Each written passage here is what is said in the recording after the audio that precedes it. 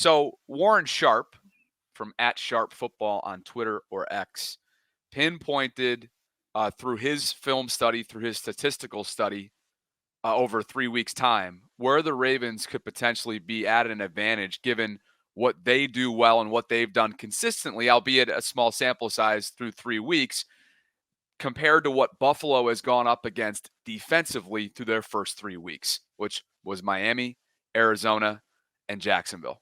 Here's Warren. The Buffalo Bills have played the Dolphins, Jaguars, and Cardinals. It's wild to see what those three teams do similarly on offense that doesn't attack the weakness of the Bills' defense.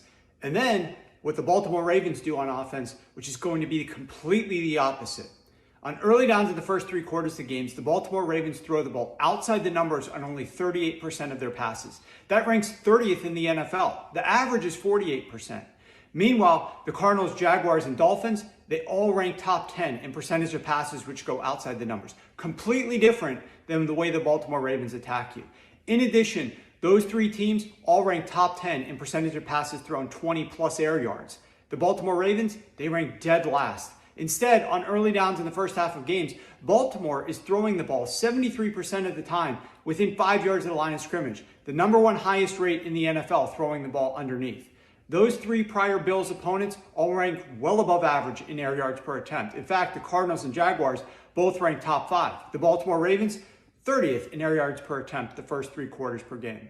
Those 3 teams throw deep and outside the numbers at the highest rates in the NFL. So it's no surprise that a team like the Bills with solid corners was able to have success defending a passing game which was attacking their defensive strength. The Ravens do the exact opposite. They don't go deep and outside the numbers. They throw underneath and between the numbers, and they do that at some of the highest rates in the NFL. The Bills haven't faced that this year, and it's going to attack them and their new safeties and their backup linebackers in ways that opposing offenses haven't done yet this season. That was their prior opponent's DNA. They were throwing the ball into the teeth of the Bills' defense. Naturally, it didn't work out. The Ravens' DNA, it attacks the Bills at their weakness. Baltimore doesn't have to change anything to attack the weakness. Their 2024 passing attack under Todd Monken already attacks the weakness of the Bills' defense in 2024 while avoiding its strength. And Sarah, before we dig into that, Todd Monken was asked about some of what you just heard there going into Bills week, and he had this to say as a response. Again, our sample size is 3 games, and their sample size is 1 game each. So I'm not saying that who we are now and who they are then. Each game presents different challenges of how we're going to attack them. There's certain aspects of Arizona that you take from.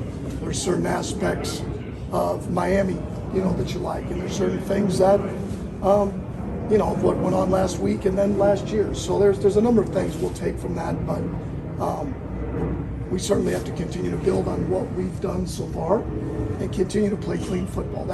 That's what's when you turn on the tape, you want it to look like you want it to look like, and that's an easy statement. But when you're going against the best in the world, a little harder than it seems. But for our guys, we've had a great week of practice last week, and we've already started off this week with 2 great days. So I look forward to playing Sunday. What do you think? Yeah, I mean, there's some truth to it. Like the Ravens, for one, haven't been going deep because the pass protection and the offensive line has been settling in. The second thing is, blitzing. You want to show or throw short passes to beat the blitz for sure. So I'm with Todd a little bit here. I don't know that anybody's totally locked in. You know what I mean? 3 weeks into the season. But I think there is truth to the fact that the Bills' strength might be better in the secondary, and their weakness appears to be more stopping the run. And again, maybe it's because, they weren't selling out to stop the run before. But if you look here, I have these highlighted for more of the quarterbacks, and I'll get to that in just a minute. But I'm bringing it up here also because their rush defense, the Bills, has been giving up 118.3 yards per game, which is ranked 16th. So it's been pretty average, and it's, of course, and that's against teams that do not feature to the best running back, perhaps one of the best running backs and one of the best running quarterbacks in the league.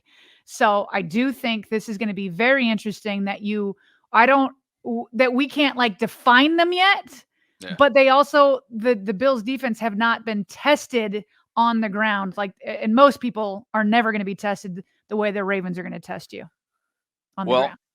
I know who knows how to define him, and he just popped up into the waiting room, and it's our featured guest today, the play-by-play broadcaster for the Buffalo Bills radio network, Chris Brown, and he joins us live right now here inside the vault. Chris, happy Friday. Looking forward to this one, and thanks for your time today. Sure thing. How wet are we going to get here on Sunday night? Yeah.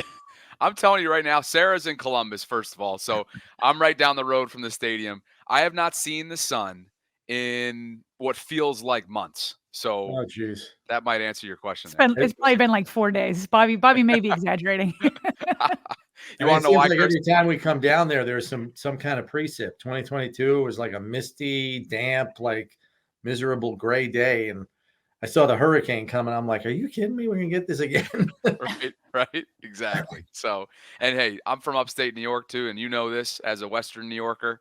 Fall is the best time it has been anything but in the Maryland area in the last couple of days. So I'm just sour about it. But wow, let's get into it. Let's get into what you've watched unfold through 3 early weeks, where your quarterback is the betting favorite for MVP. Your defense is buzzing.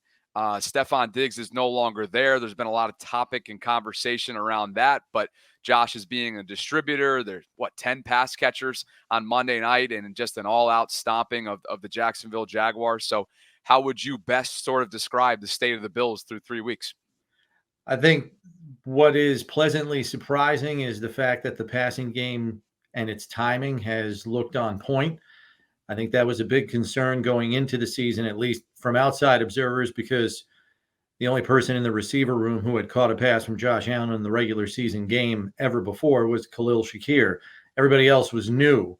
And so I think there was this general feeling that the Bills are going to have to lean on their run game a little bit while the passing game got up to speed. And they've been lights out through the first 3 weeks when they've had to turn to their passing game. Josh looks like he's taken another step, if that's even possible. I would call that more of a maturation step in terms of balancing risk versus reward. I think he took a long look at all 18 of his interceptions last year, and I think he's been more judicious in his decision-making with the football. So I think those are the positives. The run game has been productive. They've got 3 guys that can carry the ball, in Ty Johnson, rookie Ray Davis, and obviously James Cook, who's now become a featured part of this offense. And then, defensively, they've been able to lock it down, and their pass rush has been resurgent, due mainly to Greg Rousseau getting off to a hot start and Von Miller looking like old Von Miller. How would you kind of describe the net impact of Stephon Diggs leaving for Houston? Like you said, it's a big surprise. Like, do you think that Stephon Diggs has anything to do with that? Or is it more what you described with Josh Allen looking at his interceptions? Maybe it's Joe Brady. Maybe it's I don't know, other guys stepping up. Like, what do you think the net impact of him leaving has been? Yeah, I think the media has been quick to try to label it addition by subtraction. I don't think that the players in the locker room look at it that way. I think they're just looking at it more like, hey, we're going to have a true democratic approach to the passing game because there is no alpha dog in the room anymore. There's no proven number one wideout. And I think offensive coordinator Joe Brady deserves a tremendous amount of credit too, because I don't know this, but I would suspect going into the offseason, as he had the opportunity to kind of put his stamp on this offensive system, and he has tweaked it a little bit from what it's been in recent years under Brian Daboll and then Ken Dorsey. He's somehow through these first 3 weeks, he's done an outstanding job of scheming players open. The reason the offense looked like such a heavy lift in previous years was Ken Dorsey relied upon the receivers to get separation on their own. And I think Joe Brady has gone a long way in facilitating through scheme, getting guys open with the design of the offense. I mean, you can look at the first touchdown pass to James Cook in the Miami game in week 2. It's a brilliantly designed play against what was anticipated to be man coverage. It was a blitz on top of it. It made it even look better. And then the execution of the players have followed through on that. So I think that's kind of what we've seen through the first 3 weeks. I would imagine as more defensive coordinators get a bigger book on Joe Brady's scheme, maybe that high level of execution, league leading scoring will maybe come back to the mean a little bit. But for now, it's been high flying and it's been difficult to stop them. So looking at the defensive game plan for Buffalo, Chris, obviously the new guy in Baltimore, Derrick Henry, is coming off so far his first signature game in Dallas, where we all have watched the defensive front and some of the limitations with the Cowboys, so that a game plan was clear. In looking at the first few weeks with how the Bills have stacked up against their first three opponents, there have been perhaps still some lingering questions in terms of, can they consistently stop the run? What say you?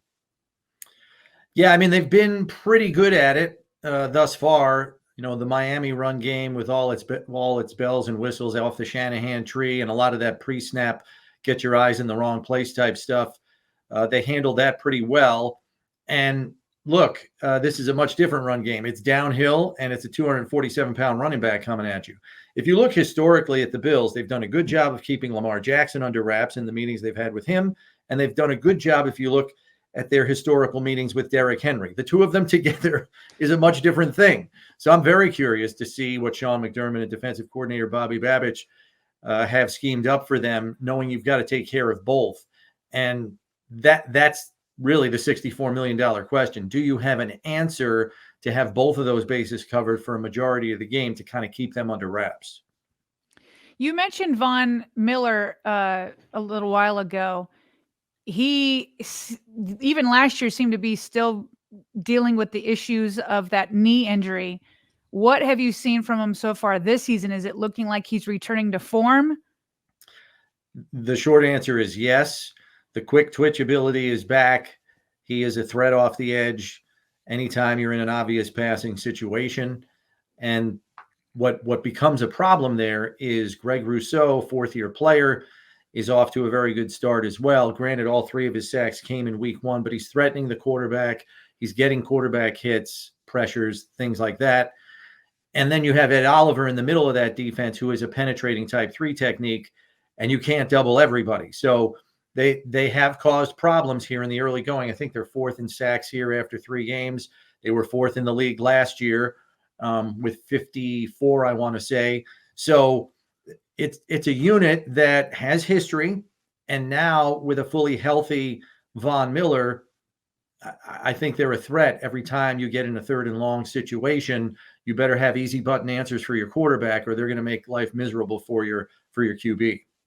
So it looks like a short while ago, right before we came on live, Chris, Bernard and Johnson, a linebacker and a corner respectively, were ruled out for Sunday. How big are those losses? They've been without both of them since week 2.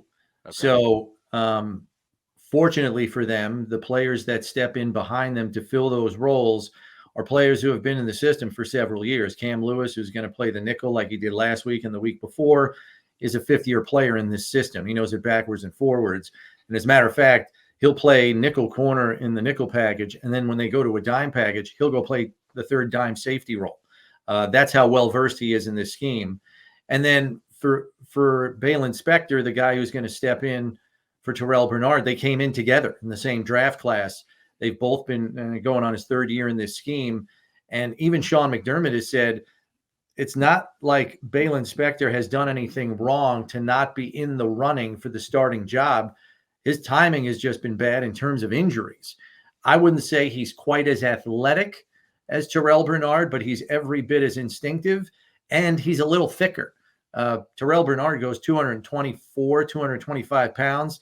Spector's up in the mid-230s, and that could be helpful against a guy the size of Derrick Henry. Hey, Chris, if you were the Ravens, what would be your biggest concern coming into this matchup? And then can you flip it also as the Bills? What do you think their biggest concern is coming into the matchup? Yeah, I think, as I said before, for the Bills, it's the two-headed monster of Jackson and Henry. That if that's not priority one, I'll be stunned. Because that's really, I mean, all you got to do is look at last week's game. And what they had 234 of the 274 rushing yards, 238 out of 274. Yeah. I think that's all you need to know. So that's got to be priority one. I think that's pretty up in your face, and there's no no dodging that. If I'm the Ravens, I think I'm trying to figure out, Josh is your number one priority. You don't want him running for extra yards. You don't want to give him time in the pocket, but he destroys teams when you blitz him. You can't play man coverage, as the Jacksonville Jaguars found out last week. So there are no good answers for Josh. And then the fact that he has multifaceted weapons all across the board, none of whom are necessarily favorites in the way that an alpha dog receiver would be, like a Steph Diggs. You don't know who's going to make a play for them next. That's the problem. I think they're very difficult to defend because they're so multifaceted in terms of scheme, and then in terms of who they can turn to make a play. Each week, it's seemingly a different guy. In watching a lot of the player press conferences throughout the week, the Bills are about as buttoned up as anybody across the league. And I think the Ravens, you can say the same. Like, there's not a lot of talking. The talking will be done on Sunday night. But if there was one sentiment that sort of echoed, it's been a minute since these two teams played. I mean, it was January of 2021, right? In the divisional playoff round. So anyway, I kind of was struck by the fact that there, of course, over a 4 or 5 year span, there's a lot of turnover. So you've got a lot of players on this team defensively that's never matched up with Lamar at the NFL level. And so it seems as if that there was a general sentiment of like trying to soak up, the young guys are trying to soak up as much as they possibly could from the players who have had that experience against the reigning MVP. What are you hearing inside the building or around the building in terms of how to stop this guy? Yeah, I mean, that 2022 regular season game down there, Bills came back down 20-3, won 23-20, Poyer interception in the end zone. So that did come after that divisional playoff.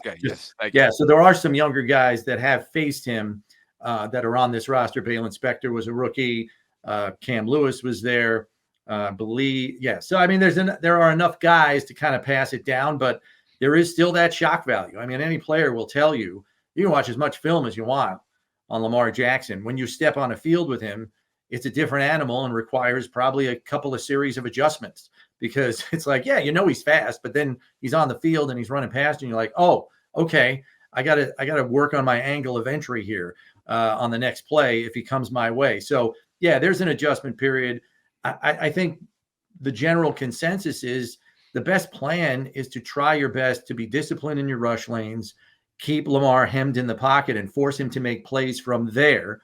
And if you can shut down the middle of the field at the same time, you can be pretty effective in at least neutralizing to some degree what Lamar likes to do on a weekly basis. Hey, Chris, yesterday we were talking about Josh Allen and his 7 touchdowns to 0 interceptions. The fact that he's like bringing down his turnovers is obviously massive for the Bills. Mm-hmm. But I don't know if you can see it now. We always have a live chat coming in. So quickly in the live chat, everybody's like, well, the Bills have beat 3 teams with a combined record of 2-7. So could there be is there a little bit of fool's gold that maybe you're just running it up on bad teams? What do you think of that? Do you think that, I mean, the Ravens are only 1-2 also. But do you think that, like, is this all real? Are they going to be able to just be, drubbing teams throughout the year, except for maybe if they hit the Chiefs and it's more even? Or so are you a believer, or do you need to see more tests to go all the way in to believe? Yeah, I've been around this team long enough. You got to see more. I think I saw this week it was written that the Bills had the second easiest schedule thus far in the league in terms of their first 3 opponents. So yes, and a lot of things and look, Jacksonville is in a bad way right now. Like they are a mess. Trevor Lawrence is broken. And like I said earlier, for some unknown reason, this was mystifying to me. I realized Jacksonville's new defensive coordinator, Ryan Nielsen, is a proponent of playing a lot of man coverage, but that is veritable suicide against Josh Allen. He will cut you to pieces. And for some reason, he was still calling man coverage in the 3rd quarter of the football game. I do not understand it, and I don't think I ever will. So yes, a lot of the things that Jacksonville did played into the hands of the Bills, and I think it's part of what made it so lopsided. I'm expecting this to be a very close game, and I'm not fooled at all by the 1-2 start for the Ravens. I mean, I think we all believe that's a team that's going to be there at the end of the year in the AFC. So it's early. A lot can happen. We all know it's a long season. I think the Bills and Ravens are pretty comparable in terms of caliber. And that's why I think it is going to be a close game here on Sunday night. I'm sure you figured it out in your study that if the Ravens can put together 4 quarters, the first 3 weeks of the season would have looked a lot different in terms of win-loss record. Their fourth quarter has been a pretty considerable drop-off in terms of performance, eye test, statistically, you name it. So, Sarah, anything else before we get his prediction if he's going to give one? I'm excited for it. Do you have a prediction? It's probably going to be a field goal game, right? Like, yeah, that's what it seems to come down to every time these two teams face each other. It's going to be a street fight because both teams pride themselves on being physical, particularly on the defensive side of the ball. So it's probably something that's going to be in the low to mid 20s. I don't think the score is going to get away here unless there is some kind of catastrophic thing or the weather is horrific and, you're playing on a mutter track and guys are falling down and big plays are happening. So, yeah, we're probably right where we were back in 2022, somewhere around 24-20, something like that. Chris, the audience was super excited when I announced that Chris Brown was coming on about the artist. Yeah, not the one you're thinking of. And then I had to kind of break the news to him, but I hope after this full preview of your Buffalo Bills, they're feeling just as fulfilled. So yeah, appreciate it, Chris. And hey, congratulations on taking over at full-time play-by-play. That's a fantastic opportunity, and we can't wait to catch up with you another time down the road. Yeah, thanks very much for the time, guys. We'll see you this weekend. Absolutely. Thanks, yeah, Chris. enjoy it. Safe travels. Yes, predictions. Seems like you forgot there for a minute there. I did. Robert. Yeah, I did. I've been thinking about this one a lot, back and forth. I really have. I Are you ready have first? too. Well, yeah, I'm just going to talk about keys here for a minute. Keys to a Ravens win. I think that we talked about it a little bit with just pounding the ground game. I don't think that the Bills have been tested there quite as much as Chris said, or as Warren Sharp said. Their strength of their defense has been in their secondary. And so let's test this 16th, ranked rush defense. Mm-hmm. Here's what's crazy, Bobby. When you look at these two quarterbacks, obviously they're not playing each other, but they're both playing well. The difference, obviously, look at this. The Ravens are number 1, as I mentioned yesterday, in total offense. Number 1. The Bills are actually ranked 13th. Where obviously they're winning, and it's more important, is the points per game. So the Ravens are moving the ball. As Lamar always says, you have to finish. The Bills are number 1 in points. Number 1. So who cares how much you're moving it if you don't have the points? Okay, then on defense, their defense has been much better than the Ravens, obviously. We're looking at the points per game. The Ravens are tied for 24th on defense for points allowed, which is 26. The Bills are only giving up 16. So that's a huge advantage. It's just in the points department on both sides of the ball. Now, Lamar's having a good season yards wise. He's number 1 in the league with the combined pass and rush yards, 956. His yards per pass, and by the way, it's not all just runs. People want to say it's runs. No, again, he's a true dual threat. He's number 7 in yards per pass attempt.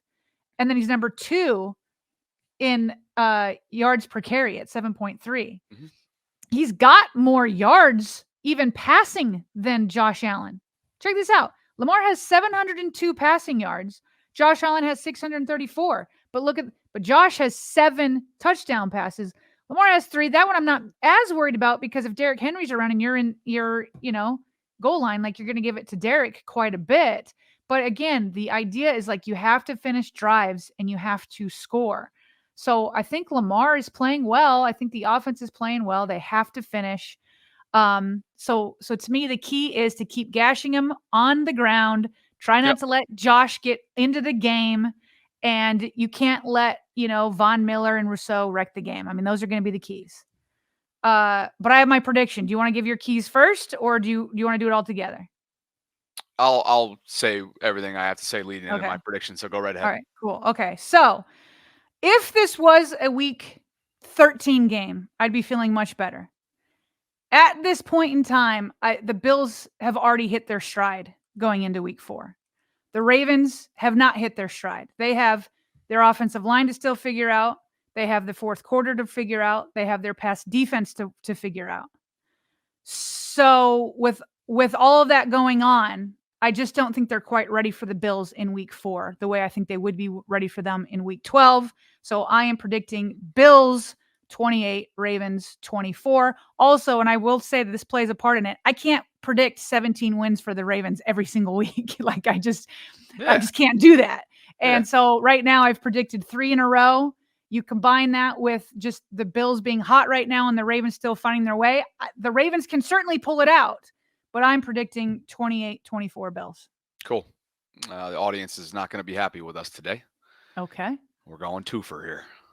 I think this is going to be a fantastic game. Mm-hmm. I think this is going to be your classic Sunday night football staple between 2 MVP candidates, 2 former draft classmates, and 2 teams that are going to be fighting when all is said and done to come out of the AFC. I really do believe that, even after this slow start that the Ravens are going to have to figure out. But you cited a couple different things, and on top of that, I'll just mention that the Ravens' red zone defense has been a little suspect through 3 weeks, and that's where Josh Allen and company have dominated. They have been very efficient, very productive in red zone offense and finishing.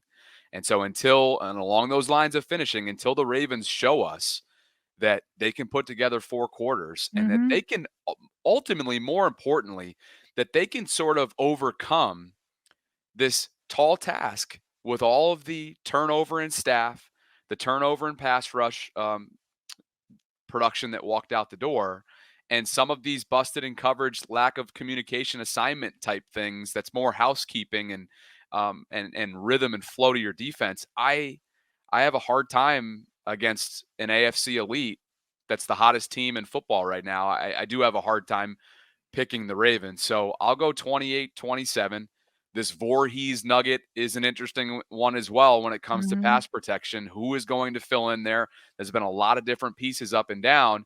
I'm saying a lot of negative things, and we're talking constructively right now, and yet we both have it as a 4 or 1 point difference. So it's not as if we're saying this is going to be a rout in any stretch of the imagination.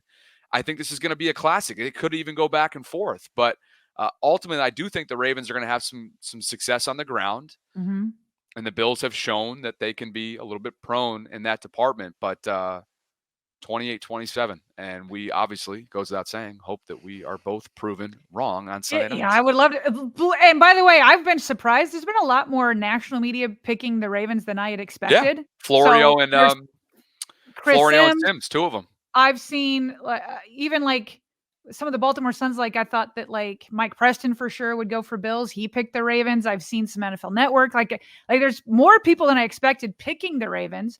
It's just hard for me what we've seen these first 3 weeks to even see. It wouldn't surprise me if the Ravens had a lead going into the 4th quarter, right? Like the Ravens could be ahead. What do I have? I said 24. The Ravens could be ahead 24-7 going into the 4th quarter. I just have a hard time trusting this defense and to still score against Josh Allen in that 4th quarter. And I think that that's what it all kind of comes down to for me.